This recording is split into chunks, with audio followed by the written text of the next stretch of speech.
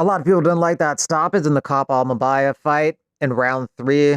Cop was trending towards a victory anyways, but people didn't like that stoppage. It does appear right before you did hurt him and got the finish that maybe you were striking with your fingers extended and maybe it poked him once or twice. In that moment, did you realize that, or after you got him down to the ground, did you realize that maybe you had poked him a couple times? That's not my job. I didn't see nothing this. I think the judge should be more attentive. I've been suffered so many stuffs inside the octagon, so I don't know, but it was clear for me. For what I see, it was clear good. It was semi good, you know. If he was not able to fight, I think he was really stopping, you know. So he was complaining about something. I give him 3 seconds, and I run back. Just didn't do anything, so I fight. You said, I deserve this shot now, but I feel like you're not going to give it to me. Do you feel that they will not try to give it to you, or did you give them no excuse at this point? No, there is no excuse. After this fight, there is no excuse. They cannot give me the title, and I truly believe the flyweight division need a champion like me. You know, I can build this division. You know, I can put this division, be very respect like others division are. So I'm the only man that I can do this. We see right now Pantoja as a champion being for a long time, and they didn't build anything. Dimitri Johnson was the best in 2025. He don't build anything. Moreno he didn't build anything. I don't just think, but I felt that people love to watch me, even if they hate me or they love me, but they will still watch me to fight. So this conversation have to be the hunter and my manager is gonna take care, and they'll talk about the next. And 100% I believe the next is gonna be the title. During an interview with ESPN, in the bottom left corner, you can see UFC 316 being placed there. So the assumption is Pantoja will be fighting at UFC 316 in June in Newark, probably against Kai Kara France. Cop got a performance bonus, as did Mario Pinto for knocking out Austin Lane. Ribovics and Haqparast got a performance bonus for fight of the night. Some people were of the opinion that Ribovics got robbed. At least my man got $50K to enjoy after being robbed. Ribovics got robbed. Please never put him in the Apex again, and fire Sal D'Amato already. Mohamed Makaev is of the opinion that there is only one best flyweight in the world, himself. He holds a win over Manal Cop. UFC flyweight Luana Santos receiving a backlash for posting a video of her playing with her dog's private part. Luana Santos posted an Instagram story of her doing what to her dog? Luana Santos just uploaded a video onto her Instagram story of her egregiously playing with her dog's D. Women, stop. That S is effing disgusting, and she should have immense backlash from that. Women's MMA, you have yourselves a female Israel Adesanya. In the octagon, song of fight, every punch, every blind. Santos is coming off a loss to Casey O'Neill in August.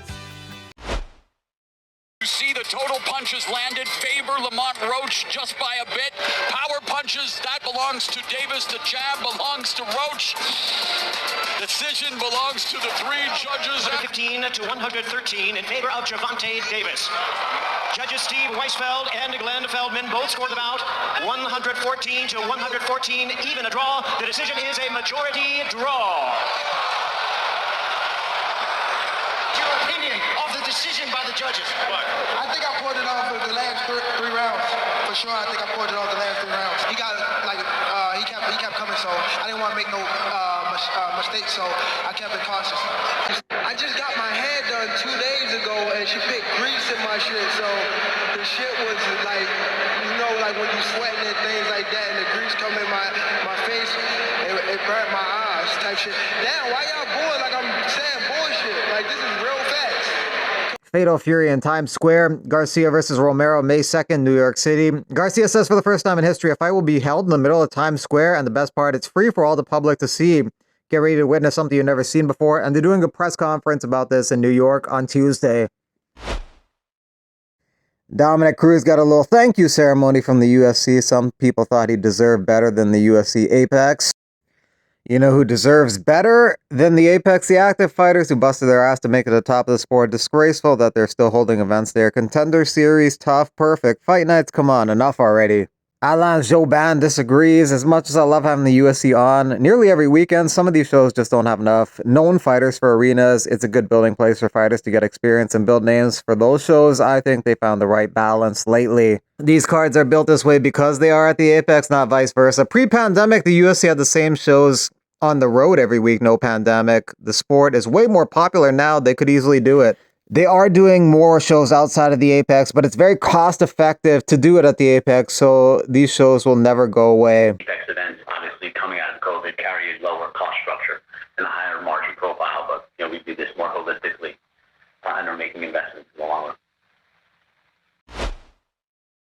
It's been fragmented, it's been poorly managed, and we think we can do a lot with it. What I would tell you in terms of our specific opportunities, which we've spoken to, everybody knows we're in talks with the Saudis, but to give you a little more color, I will tell you that we are close on an agreement with the Saudis on the creation of a boxing league where we, TKO, would be the producer, the promoter, and responsible for all day-to-day operations of the venture, whereby we would receive a fee of $10 million plus. Again, we're not putting any money in. We're not putting any capital in. We're not on the hook for any CapEx. Additionally, we would have some earn-in equity over time, specifically over a 5-year period. But it would be dependent on us achieving certain milestones, including us exceeding board-approved annual budgets over those 5 years. So we've just sent a delegation to London to meet with the Saudi delegation, led by Andrew Schleimer, our CFO, and Nick Khan, of course, who runs the UFC, and WWE, and Lawrence Epstein, who runs the UFC. And they had a full-day meeting earlier this week, and we're getting awfully close.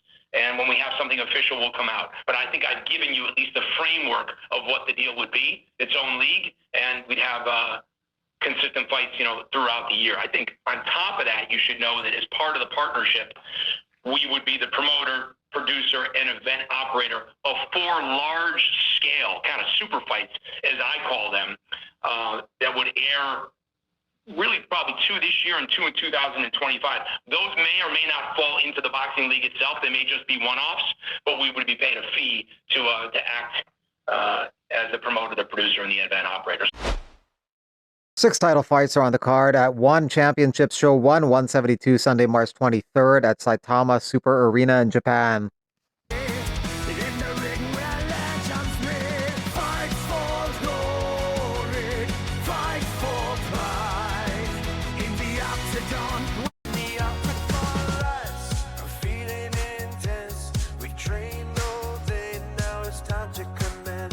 What's up, guys? I am hosting an MMA retreat in Colombia, May 18th through the 24th. All-inclusive retreat, pick up from the airport, nice accommodations, 2 training sessions a day with me and Brandon Six Gun Gibson. Meals prepared by chefs, stretching, yoga, breath work, all sorts of excursions, hiking. It's gonna be beautiful. Come out, train with us. We're gonna have a fantastic time. I'm gonna include a link if you're interested. Come out, sign up, have a good time with us.